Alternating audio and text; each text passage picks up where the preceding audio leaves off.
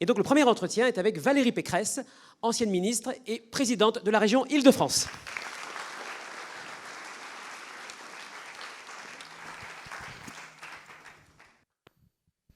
Bonjour à tous. Bonjour Madame Pécresse.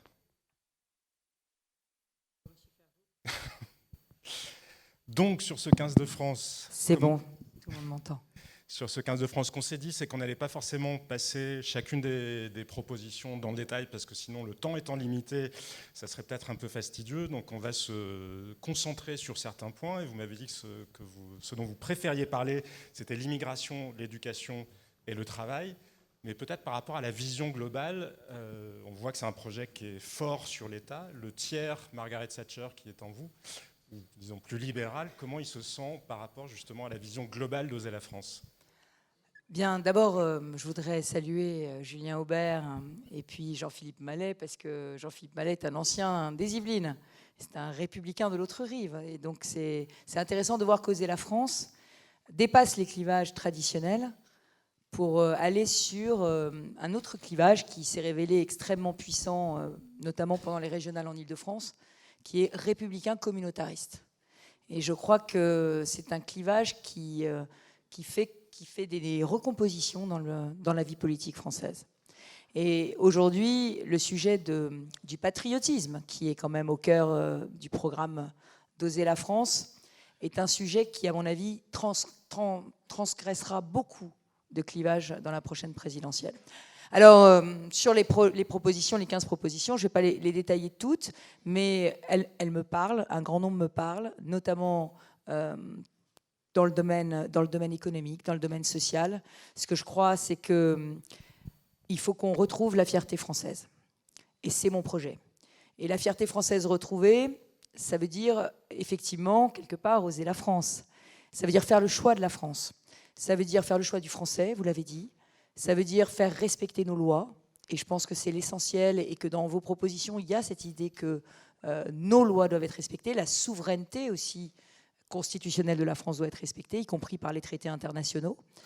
Et puis, il y a cette idée aussi que dans l'économie, nous devons aussi faire jouer la préférence européenne et le produire local. Donc sur tous ces sujets-là, vous me trouverez à vos côtés. Et ce n'est pas une posture de ma part. Moi, j'invite tout le monde à aller regarder ce que j'ai fait dans ma région. Parce que moi, je fais de la politique par la preuve. Et ceux d'entre vous qui sont franciliens savent très bien que nous avons... Bonjour madame, que nous avons fait une clause Molière dans tous nos marchés publics qui est aujourd'hui instaurée, on dit Small Business Act, je vais me faire huer, un pacte pour les petites entreprises qui fait que 80% des entreprises qui ont de la commande publique en Île-de-France sont des PME et 80% sont franciliennes. Donc on a réussi à faire cela, à faire ce que vous appelez du patriotisme économique, en le faisant en utilisant toutes les règles. Parce que la vérité, c'est que nos amis partenaires, mais aussi concurrents allemands, eux, ils font ça. Ils défendent les intérêts de l'Allemagne, ils les défendent au niveau européen, ils les défendent au niveau économique, et ils les défendent aussi au niveau politique. Donc nous pouvons le faire dans le cadre des lois existantes, et c'est ça que je suis venue dire. Un président de la République qui préside ce pays doit pouvoir défendre les intérêts de la France et réveiller le rêve français. Et je reviens malgré tout à ma question sur le libéralisme, parce que justement, l'État est moins puissant aujourd'hui, mais comment faire pour redresser l'État? Et qu'est-ce que vous considérez, en revanche, que l'État peut-être n'a pas vocation à faire parce qu'il y a Pour moi, un État fort, c'est un État qui d'abord assure ses missions premières. Et les missions premières de l'État, c'est protéger, éduquer et soigner. Protéger, éduquer, soigner. C'est ça la première mission de l'État. Or aujourd'hui, le drame de la France, c'est que nous sommes champions du monde du paiement des impôts, ou presque, et que nous n'avons malheureusement plus des services publics champions du monde. Et c'est ça qui nous désespère, parce que nous aimons l'État. Nous aimons l'État, mais nous aimons surtout la notion même de service public, de service au public. C'est dans l'ADN français. Et ce que je pense, et vous allez me demander, vous me parlez de libéralisme, c'est que je crois qu'il faut libérer les énergies. Qu'aujourd'hui, il faut que l'État se ressente sur ses missions et qu'il les exerce vraiment. Sécurité, immigration, protection des frontières, éducation nationale. Il faut qu'on les exerce vraiment. santé. Il faut désormais faire un pacte avec les Français sur la santé. Tout ça, c'est le cœur de l'État. Mais à côté de ça, il faut savoir lâcher prise. Les collectivités ont montré dans la crise Covid qu'elles étaient beaucoup plus agiles que l'État. Et aujourd'hui, on fait tout en doublon. Aujourd'hui, on surnorme. Aujourd'hui, on surtaxe. Aujourd'hui, on suradministre. Souvenez-vous, Clémenceau disait, en France, on sème les fonctionnaires, on récolte les impôts. Voilà. Ben nous, on a récolté les impôts et continue de semer des fonctionnaires. Donc le sujet aujourd'hui, il est simple. Oui, il faut une dose de libéralisme pour libérer cette énergie. Il faut débureaucratiser, il faut dénormer. La Suède, qui était un peu dans la même situation que nous, c'est-à-dire comme l'albatros de Baudelaire, vous savez, avec les ailes tellement grandes qu'il n'arrive plus à s'envoler, ben nous, c'est un peu la France. On a une administration tellement grande qu'elle nous empêche de nous envoler. Il faut aujourd'hui qu'on raisonne en prenant chacun qui peut faire mieux que l'autre. La commune, cœur du pacte républicain. Tout ce que la commune peut faire, il faut lui permettre de le faire. Le département, dans les très très grandes régions, le département s'est affirmé comme un échelon absolument indispensable. Et aujourd'hui, on ne peut plus envisager ce qui pouvait encore être le cas il y a quelques années de supprimer cet échelon départemental. La région comme stratège, une région à qui on devrait donner les politiques de l'emploi. Aujourd'hui, on sectionne les politiques, chacun fait tout. Vous ne pouvez pas imaginer. Et du coup, il y en a un ambrogliamini horrible. Donc oui, il faut libéraliser tout en renforçant l'État. Et cette libération des énergies renforcera l'État, qui, lui, se concentrera sur ce qu'il doit faire pour que la France soit la France. Et pour en venir à un point précis, le point 11, sur la réindustrialisation, justement, est-ce que l'État a vocation à se préoccuper de protectionnisme pour vous? Ce que je ferais, si je suis présidente de la République, c'est que j'instaurerais un comité de la souveraineté industrielle et numérique auprès du président de la République. Ce comité, il doit servir à quoi? Il doit d'abord servir à identifier tous les produits qui sont des produits de souveraineté. Vous avez vu que pendant la crise Covid, on n'avait plus de Doliprane, on n'avait plus de curare pour endormir les malades. Aujourd'hui, on s'aperçoit qu'on n'a plus de composants électroniques et que toute notre industrie automobile aujourd'hui ne peut plus produire, ou notre industrie d'électroménager, parce que les composants n'arrivent plus. Donc nous devons faire la liste tous les ans des produits qui sont indispensables à l'économie française et on doit se mettre en position de les produire. De la même façon, s'il y a des investisseurs étrangers qui veulent venir investir en France, il faut qu'il y ait une décision politique qui valide leurs investissements dans notre pays et leur rachat d'entreprises, notamment dans les startups du numérique, mais pas que, dans tous les secteurs stratégiques. C'est ce qui se passe aux États-Unis avec la procédure du CFIUS qui oblige chaque entreprise étrangère qui veut investir aux États-Unis à passer par ces fourches codines. Et puis par ailleurs, il faut aussi que nous puissions, en matière industrielle et en matière de commande publique, exiger la réciprocité de nos partenaires. Je vais vous donner un exemple. On ne parlera pas d'écologie, on n'aura pas le temps. Moi, je pense que le prochain président de la République doit être un écologiste sincère. Mais je pense que la vraie écologie, elle est de droite. Parce que nous sommes tous des écologistes. Et nos maires sont déjà des écologistes, mais des écologistes de la solution, des écologistes du beau, du bon, pas des écologistes de l'idéologie, de la tatillonnerie administrative, de la paperasse qui empêche, qui est contre l'économie, pas des écologistes de la décroissance. Et pour en revenir à cette question de l'industrialisation et de l'écologie...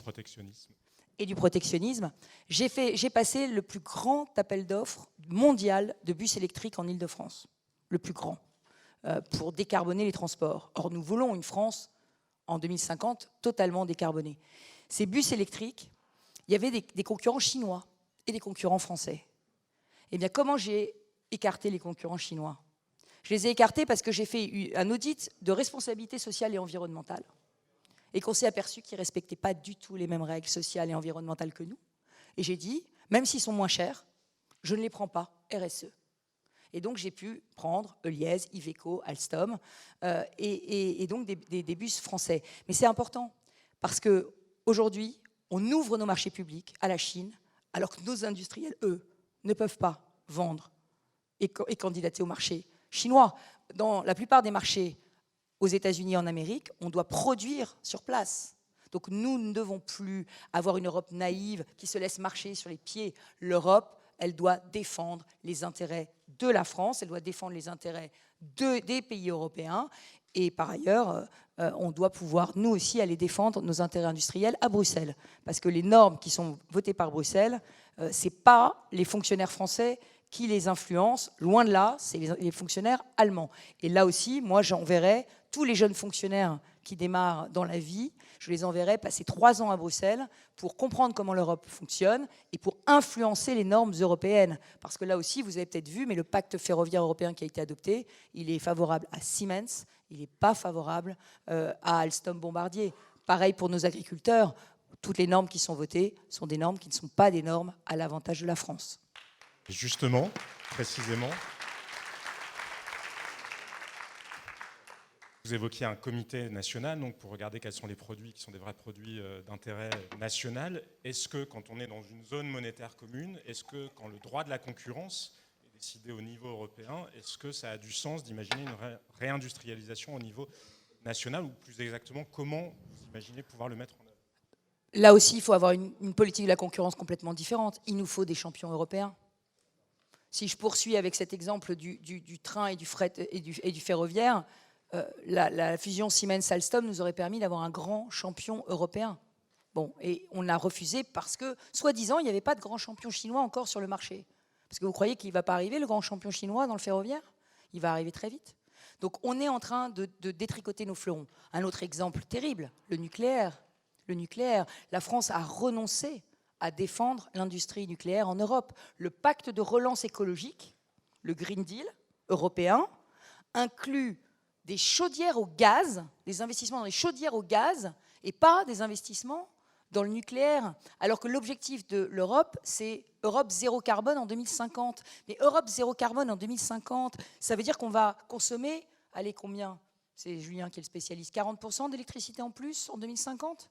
Il va bien falloir la produire, cette électricité. Nous, on a une filière industrielle française d'excellence qui produit de l'énergie décarbonée. Alors, effectivement, ça veut dire qu'il faut aussi qu'on travaille sur le risque nucléaire, ça veut dire qu'il faut qu'on soit champion industriel du nucléaire, qu'on continue à investir énormément. Mais on a laissé l'Europe sortir les investissements nucléaires du pacte de relance. Est-ce que c'est sérieux et est-ce que ça défend les intérêts de la France? On a vu sur les 2 derniers présidents, François Hollande s'était fait élire en disant qu'il voulait changer le pacte de stabilité budgétaire. Il ne l'a pas fait. Emmanuel Macron avait aussi beaucoup de projets, avec un grand discours à la Sorbonne sur l'Europe. Valérie Pécresse, présidente de la République, qu'est-ce qu'elle dit lors de sa première rencontre à un chancelier ou une chancelière allemande? Et tout simplement, comment elle reprend la main, comment la France pèse à nouveau sur l'Europe? Parce que toutes ces questions-là, de toute façon, passent par le verrou européen. Je lui dis qu'on n'a pas fait l'Europe pour que ce soit le ventre mou du monde. Et un ventre mou, c'est quelque chose qui se fait, c'est quelque chose qui ne protège pas. Et nous, on a fait l'Europe pour nous protéger. On n'a pas fait l'Europe pour se faire balader et pour devenir, j'allais dire, le grand marché des produits chinois ou des produits américains. On n'a pas non plus fait l'Europe pour se faire piller nos données personnelles. J'ai vu que la souveraineté numérique était un sujet sur lequel vous travaillez. C'est absolument indispensable. Nos données doivent être stockées en France. Nos données doivent être considérées comme un bien public commun français, et elles ne doivent pas partir à l'étranger. Et on doit avoir vraiment une vraie protection face aux GAFAM. Mais cette protection, elle peut être qu'européenne, vous voyez bien. Donc on n'a pas fait l'Europe pour être le ventre mou du monde. Et ça vaut aussi en termes diplomatiques, ça vaut aussi en termes de lutte contre l'islamisme, qui est un combat, une guerre commune. Parce que ce que les islamistes veulent, vous savez, je préside la région qui a connu le plus d'attentats.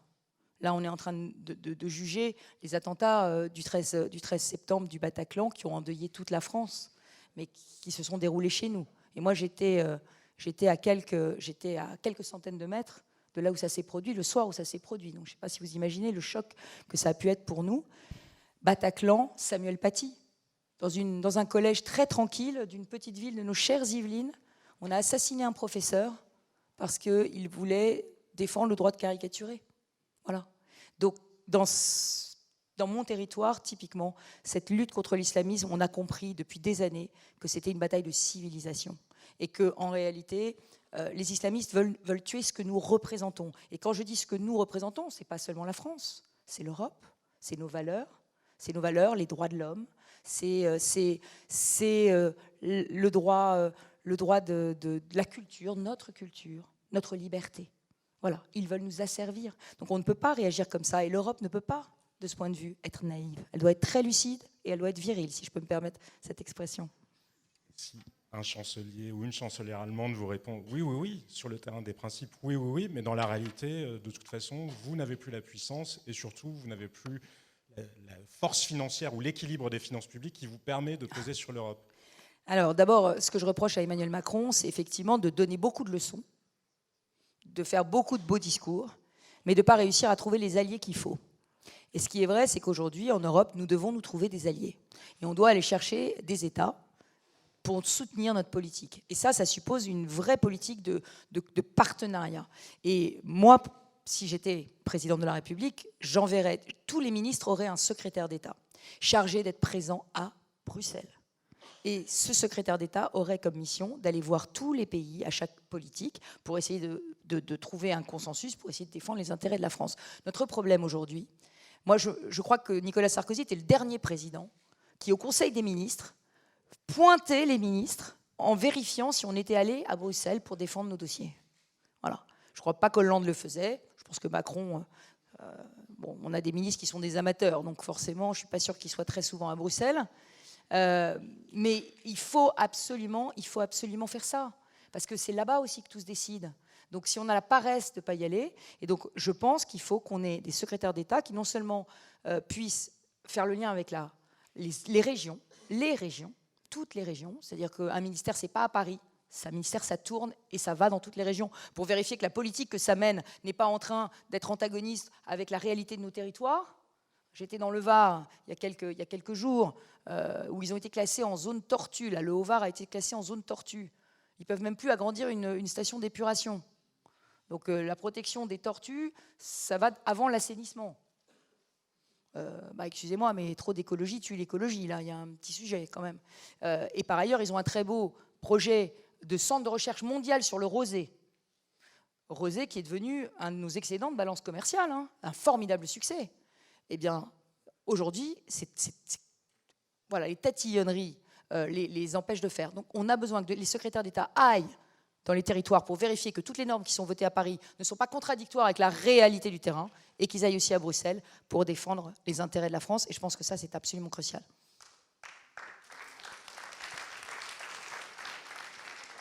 Mais vous voyez, diriger un gouvernement, c'est connaître le système. Parce que quand on ne connaît pas le système, on ne peut pas le changer. Et c'est ça la compétence versus l'amateurisme. Et dans la compétence, il y a aussi malgré tout une hiérarchie des normes en place. Jusqu'où vous êtes prête à aller dans d'éventuels bras de fer avec l'Europe? Et on en vient au point sur l'immigration, puisque parmi les propositions du 15 de France, il y a un référendum qui potentiellement peut aboutir justement à remettre un peu en cause le droit européen ou la jurisprudence européenne. Jusqu'où seriez-vous prête à aller? Déjà, est-ce que vous reprenez cette proposition-là? Et dans ce rapport de force-là, est-ce que vous restez dans le cadre tel qu'il existe? Ou vous dites non, potentiellement, il faudra changer les traités? Alors, vous ne me connaissez peut-être pas tous, mais je suis juge administratif et prof de droit constitutionnel. C'est ça mon métier. J'ai été au Conseil d'État pendant 10 ans. Et moi, je n'accepte pas ce qui est en train de se produire aujourd'hui. Je n'accepte pas ce qui est en train de se produire aujourd'hui. Quand j'ai appris le droit public, le Conseil constitutionnel avait une jurisprudence qui consistait à dire qu'il n'était pas là pour venir contredire la volonté du législateur. C'était la jurisprudence traditionnelle du Conseil constitutionnel qui disait s'il y a une volonté exprimée par le législateur, dans le cadre des principes fondamentaux de la République, bien sûr, mais c'était quand même, il y a 30 ans, quand j'ai appris le droit constitutionnel, encore la volonté du législateur qui primait.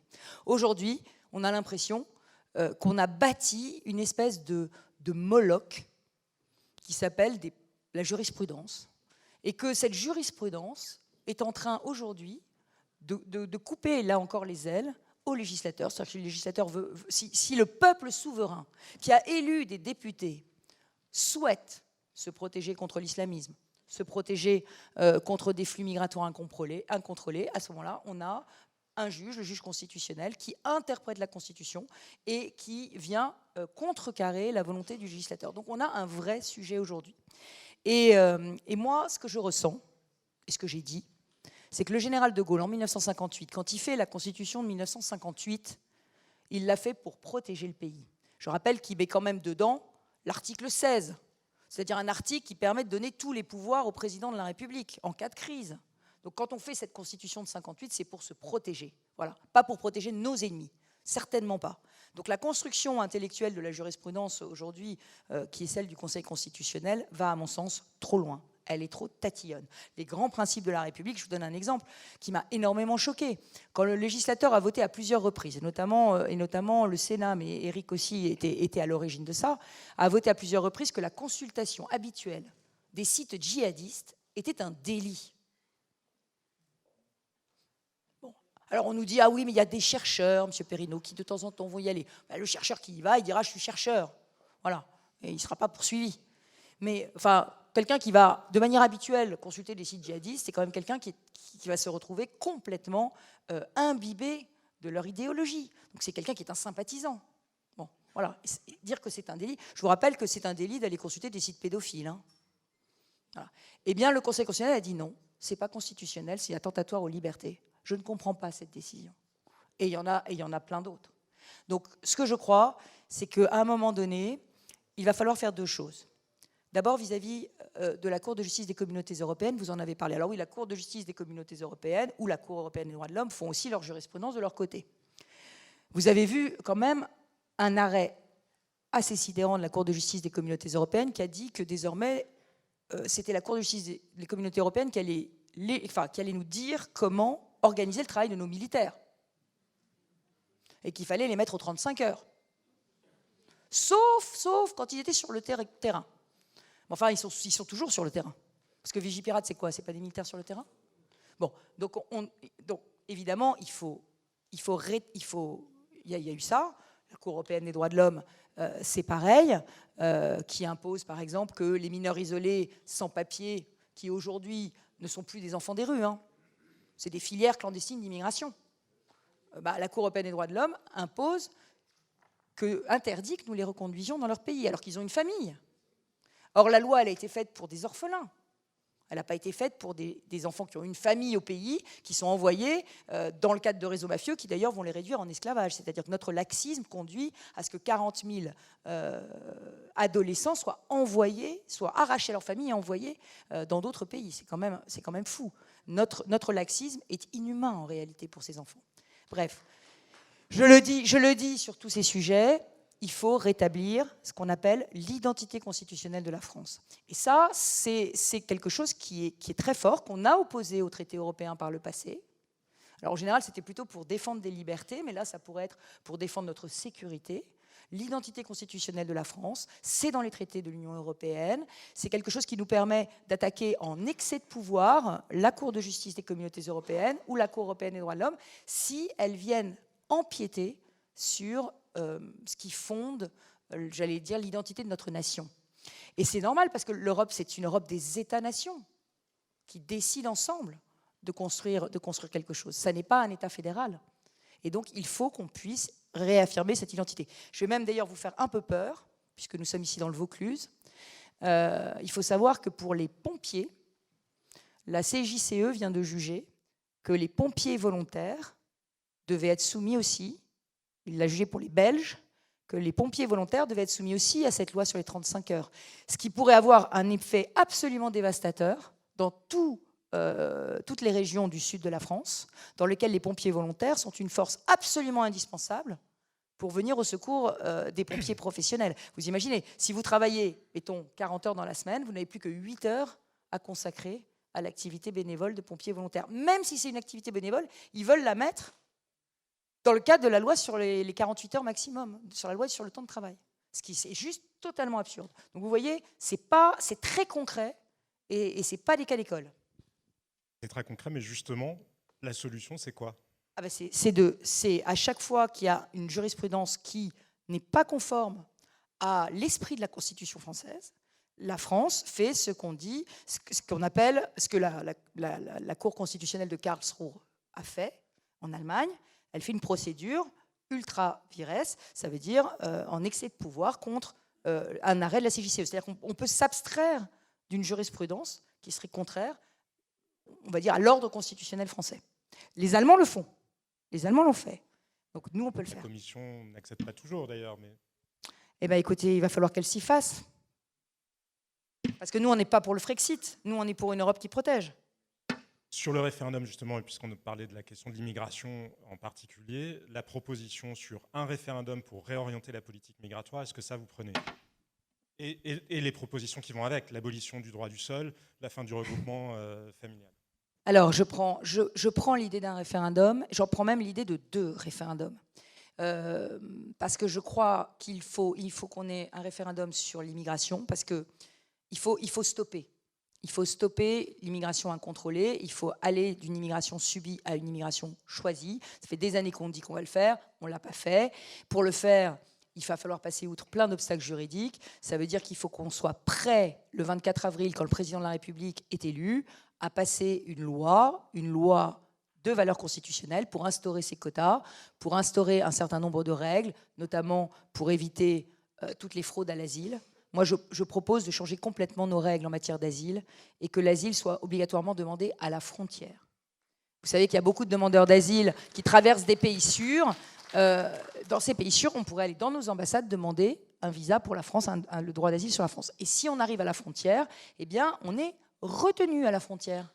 On est retenu à la frontière et la demande d'asile est instruite dans le délai maximum d'1 mois, recours compris. Alors je sais que là, on met sous tension à peu près toute l'administration française, et c'est d'ailleurs un des vrais sujets. Je pense qu'en matière judiciaire, comme en matière de droit d'asile et droit des étrangers, il va falloir faire un recrutement massif, y compris faire venir des retraités, pour pouvoir écluser le stock.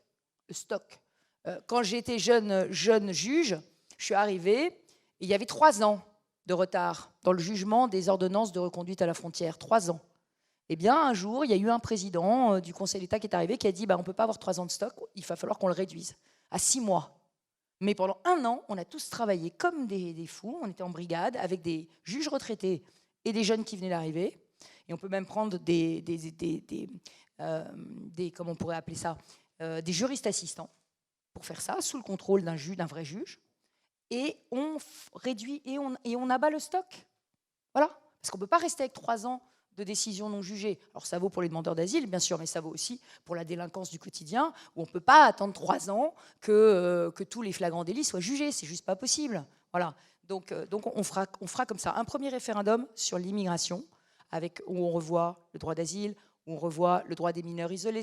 Les mineurs isolés, j'étais chez Eric, à Menton, vous savez qu'un mineur isolé qui refuse un test osseux, parce qu'il a du poil blanc dans sa barbe et qu'il a l'air d'avoir 30 ans et qu'on se dit que peut-être il n'est pas mineur isolé. Un mineur isolé, soi-disant, qui refuse un test osseux, avec la loi Hollande, il est présumé mineur. Présumé mineur. Et Macron, évidemment, n'a rien changé à cette loi, parce que de toute façon, il ne change rien à rien sur ces sujets-là. Macron, méfiez-vous, il va venir sur notre terrain. Parce qu'il a compris que la France, aujourd'hui, elle était profondément à droite et que c'est les solutions de la droite qui sont bonnes sur le pays. Il va venir en parole sur notre terrain. Mais, et là, j'ai les parlementaires qui vont vous confirmer, il fait systématiquement voter le contraire. Systématiquement. Ah, mais attendez. Les clandestins, ils leur donnent aujourd'hui 50% de réduction dans les transports en commun. Et j'ai essayé de faire voter 4 fois par les parlementaires de droite l'abrogation de cette disposition. 4 fois, ils l'ont maintenue. Moi, ça me coûte 40 millions d'euros en Ile-de-France. Voilà. Donc, il faut un premier référendum sur l'immigration, où on stoppe tout. Et l'abolition du droit du sol. Alors, sur le droit du sol, je pense qu'il faut... Et du regroupement familial. Je pense qu'on ne peut pas donner la nationalité française à des enfants de clandestins. Voilà. Parce qu'aujourd'hui, qu'est-ce qu'on voit ? On voit, et le pire, c'est évidemment à Mayotte, ou c'est évidemment en Guyane française, mais pas que. On voit arriver des clandestins qui viennent uniquement pour que leurs enfants puissent être français. Donc ça n'est pas possible. Et sur le regroupement familial, il va falloir durcir les conditions. Alors moi, j'ai un sujet. Et durcir ou arrêter ? On ne peut pas totalement arrêter le regroupement familial, d'abord parce qu'on peut tous aujourd'hui épouser une personne étrangère, et le fait qu'elle soit étrangère ne l'exonère pas forcément de venir en France un jour, nous rejoindre.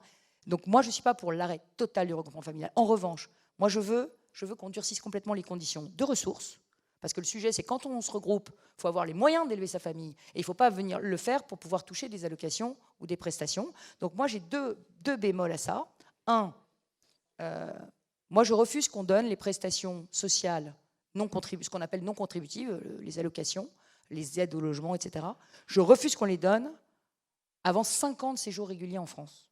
Voilà. Parce que quand on vient en France, ce n'est pas pour toucher des allocations, c'est pour travailler, c'est pour s'intégrer, premièrement. Et deuxièmement, je pense qu'il faut qu'on conditionne tout titre de séjour à la maîtrise de la langue française. J'ai vu que le français était la grande cause que vous vouliez mettre au plan national.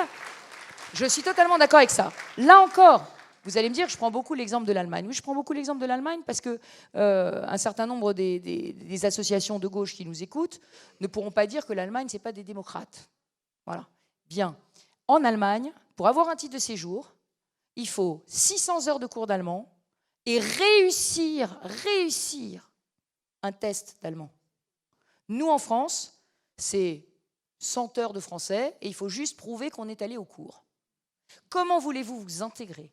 Comment voulez-vous mieux vous assimiler si vous ne parlez pas la langue? Surtout que le français, ce n'est pas une langue facile.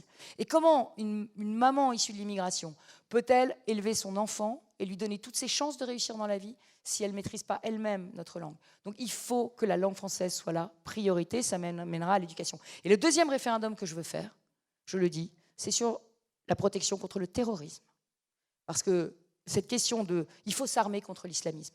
Et aujourd'hui, s'armer contre l'islamisme, ça suppose de prendre un certain nombre de dispositions qui, à mon avis, risquent d'avoir des petits problèmes avec le Conseil constitutionnel quand on voit ce qu'il a jugé sur les sites djihadistes. Mais moi, je prône un serment de laïcité et des valeurs de la République pour tout agent public qui est recruté. Et la possibilité de le révoquer s'il est soupçonné de radicalisation, et non pas seulement de le mettre de côté. Parce qu'aujourd'hui, si vous trouvez un agent qui est radicalisé dans un service public, vous n'avez le droit que de le mettre de côté. Alors je ne sais pas ce que ça veut dire mettre de côté. Le mettre dans des fonctions moins sensibles. Mais c'est quoi la fonction moins sensible?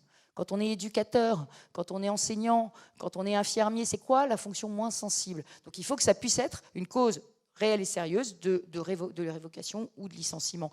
Mais sur tous ces sujets de lutte contre l'islamisme, pareil, je pense que tous ceux qui se rendent coupables de collusion avec les terroristes islamistes doivent pouvoir être condamnés avant qu'ils commettent les attentats. Et ça suppose que l'intelligence avec l'ennemi, qui était une incrimination dans le code pénal en temps de guerre, puisse être utilisée comme délit vis-à-vis de toutes les personnes qui se radicalisent, de façon à ce qu'on puisse les mettre en prison avant qu'elles commettent un attentat ou les renvoyer chez eux parce qu'ils se rendent coupables de ce délit s'ils sont étrangers. Voilà. C'était une proposition qui figurait dans le programme de François Fillon et malheureusement, nous n'avons pas pu la mettre en œuvre. Et tout ça, il faudra le faire par un deuxième référendum.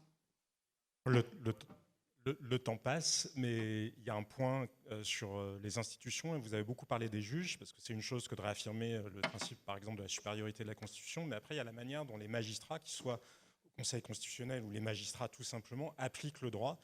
Est-ce que la responsabilité des juges, vous le dites vous-même, vous êtes juge administratif, c'est une proposition que vous êtes prête à retenir, et le cas échéant, comment fait-on quand des magistrats appliquent le droit d'une manière qui ne correspond pas à celle que le législateur a voulu? Moi, je n'accablerai pas les juges. La justice, aujourd'hui, est l'immense parent pauvre de nos politiques publiques. Si vous regardez, on dépense plus que tous les autres pays dans tous les domaines, sauf en matière de justice. Donc le premier sujet, c'est de recruter massivement des greffiers, des juges. On a moitié moins de juges que l'Allemagne, toujours elle. Et on a beaucoup moins de places de prison que l'Espagne ou la Grande-Bretagne. Le sujet, c'est qu'aujourd'hui, on a une justice qui ne peut pas juger rapidement et dont les peines ne sont pas exécutées. Donc le sujet, c'est d'une remise à plat totale du fonctionnement. Des magistrats, oui, mais avant de les rendre responsables, il faut leur donner les moyens d'agir. Parce que si vous avez une pile de dossiers comme ça devant vous, ce qui est le cas d'à peu près tous les juges, dire que c'est vous qui êtes responsable de la pile, c'est quand même un petit peu abusé. Donc le sujet aujourd'hui, avant d'aller sur la responsabilité des juges, qui est souvent, en fait, la plupart du temps, la responsabilité des juges, elle est mise en cause pour délai à norme déraisonnable. Hein. Mais le délai déraisonnable, c'est la pile dont je vous parle. Donc il faut absolument qu'on déjudiciarise un grand nombre de contentieux, ça veut dire qu'on les enlève de la compétence des juges, qu'on mette, je vous l'ai dit, des assistants juridiques auprès des juges, qu'ils aient une vraie équipe, que les trucs faciles à juger, ce soit jugé sous le contrôle du juge par des assistants, et que, par ailleurs, on fasse revenir des juges retraités pour, là encore, écluser le stock. Et quand on aura réussi à aller beaucoup plus vite en matière judiciaire, vous allez voir que tout va changer. Moi, je suis pour les comparutions immédiates pour les flagrants délits. Et pour tous les flagrants délits, y compris pour les mineurs, dès lors qu'ils sont récidivistes. Parce que quand le président de la République se fait gifler. Ah ben ça, l'individu, il passe en comparution immédiate et puis il est immédiatement en prison. Mais est-ce que c'est le cas lorsque c'est un policier? Est-ce que c'est le cas lorsque c'est un prof? Est-ce que c'est le cas lorsque c'est un maire, un pompier? Non. Est-ce que c'est le cas quand c'est l'un d'entre vous? Non plus. Ben voilà, ben ça c'est 2 poids 2 mesures, ça s'appelle l'injustice. Donc il faut qu'on réforme profondément notre justice et qu'on lui donne les moyens de juger. Alors les prisons, parce que le problème, c'est que vous ne pouvez pas juger si vous n'avez pas une sanction suprême qui est la prison. Voilà. Et alors, une certaine gauche va vous dire, mais oui, mais la prison c'est l'école du crime, et donc il ne faut jamais emprisonner. Voilà. Ça c'est la doctrine Taubira, accrue par Emmanuel Macron.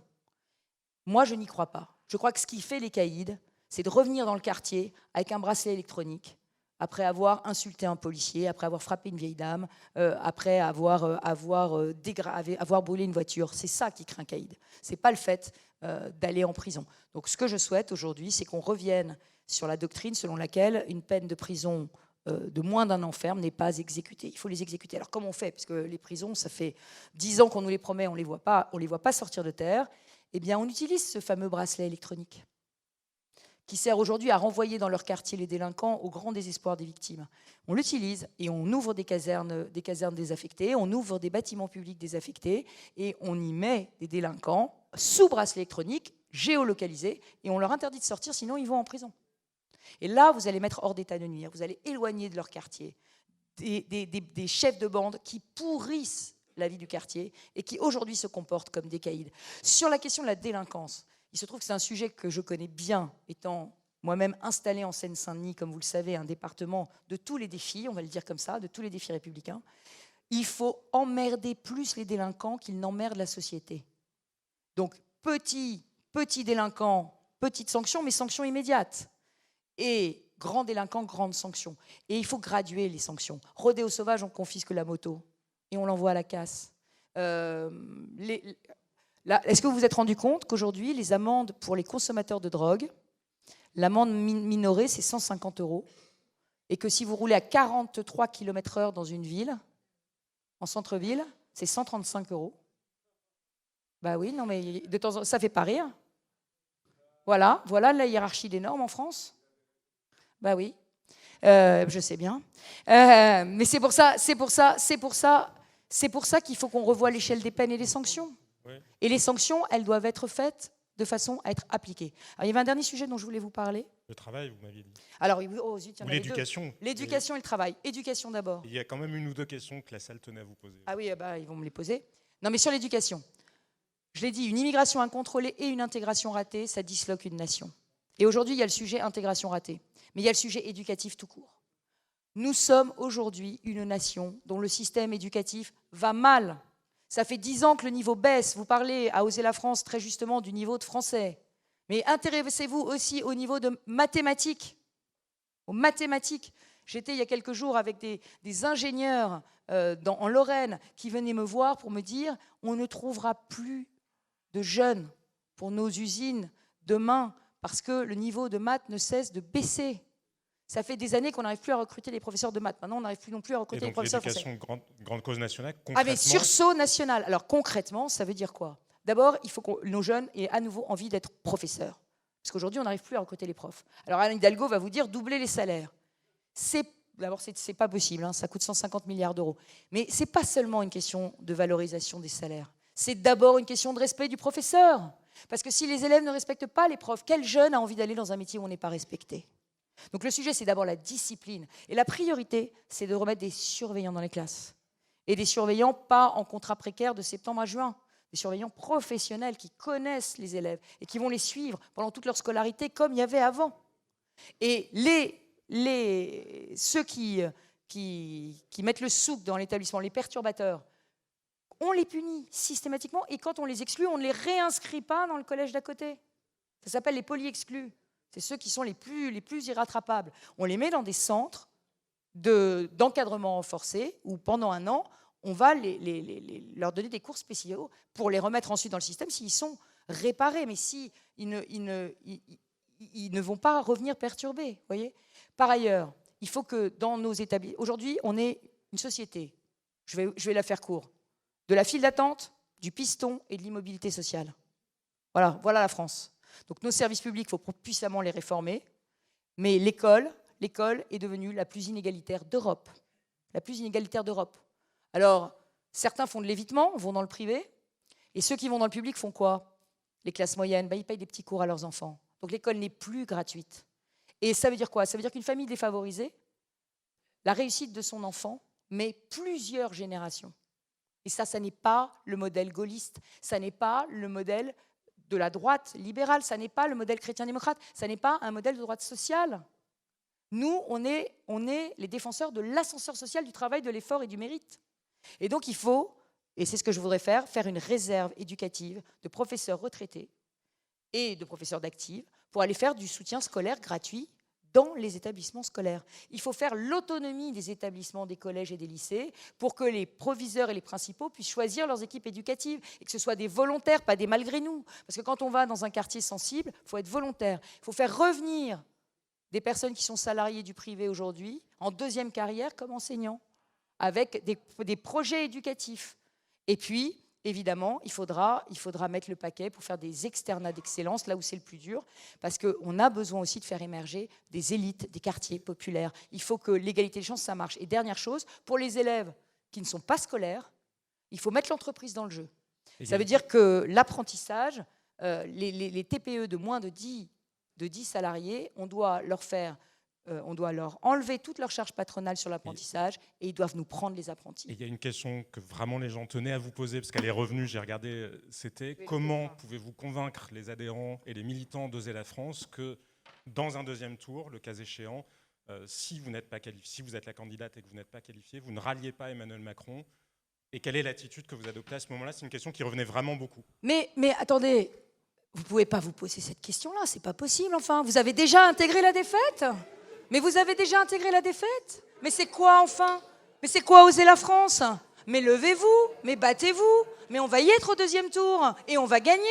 Et Marine Le Pen, elle ne sera pas au deuxième tour. Marine Le Pen ne sera pas au deuxième tour.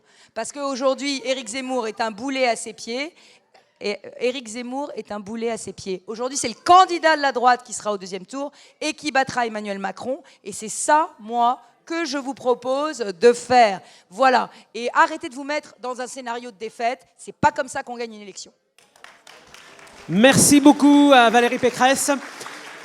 Alors, Valérie Pécresse avait un emploi du temps chargé.